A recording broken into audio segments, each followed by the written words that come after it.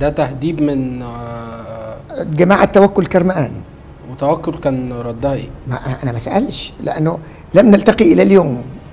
يعني لازم تسأل شخص قادر أنت على التواصل معه.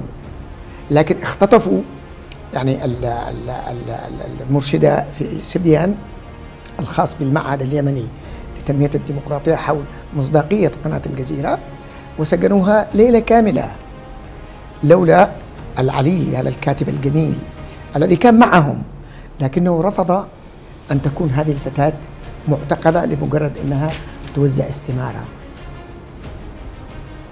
للمشاركين في تظاهراتهم. ويفترض أن كمية القات والفراخ والرز يعني يضمن ولاءهم، ومع ذلك ما كانوش يضمنوا رغم الإنفاق ولاء الشباب، لأن الشباب ضائع بين علي عبد الله صالح وتوكل كرمان والإخوان المسلمين.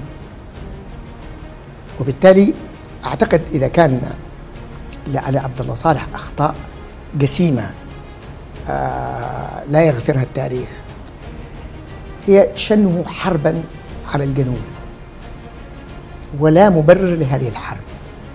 فبإمكانه كان أن يستوعب زعيم الجنوب اللي هو علي سالم البيض 10-15 سنة ويتعايشوا ويحلوا المشكلات فيما بينهم، سواء على وزن السلطة ومحتواها، سواء على فلسفة التنمية للجنوب، سواء على يعني الرئيس وحدود إرادته. حضرتك ليه ما وجهتش النصائح دي أثناء يعني أنا كتبت مقالة اسمها على جثة الديمقراطية، كان يعني العزيز جار الله عمر يقرأها في دار الرئاسة لعلي سالم البيض ولعلي عبد الله صالح. أنا أحمد الله أني قليل الأخطاء، وإخطاء صغيرة زي غراب اللي بتقول عليها أنا أتشرف بها، وخطأ يعني اغتنام اتصال طائش من الجزيرة برضو أتشرف به، لكن أنا لا أتقاعس دقيقة واحدة عن قول الحقيقة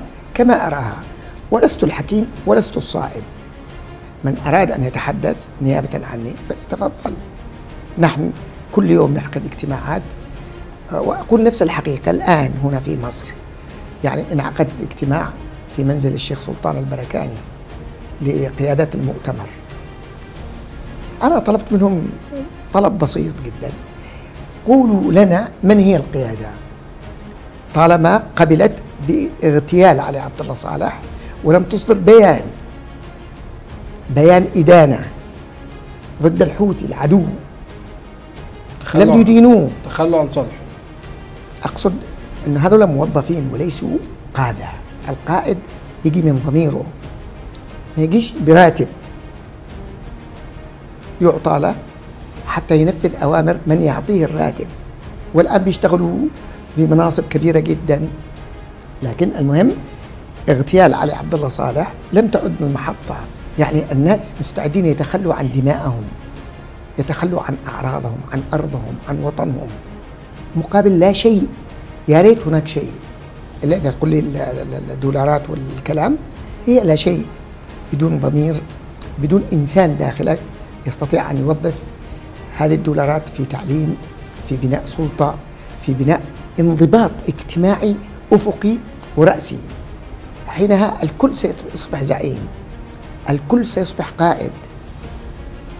كان علي عبد الله صالح المشكلة الثانية التي لديه أنه لم يستطع معالجة القضايا العائلية الخاصة.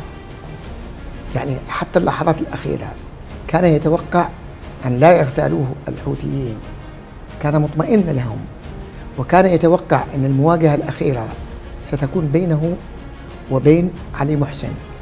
وحدد، ونحن في عربة مع السائق وعلي معوضة اللي كان سنترال الرئاسة، وأنا طبعا الرئيس، قال سنتواجه هنا أنا وعلي محسن، لكنه في نفس المنطقة أو قريب منها يتم اغتياله من الحوثي وليس من علي محسن.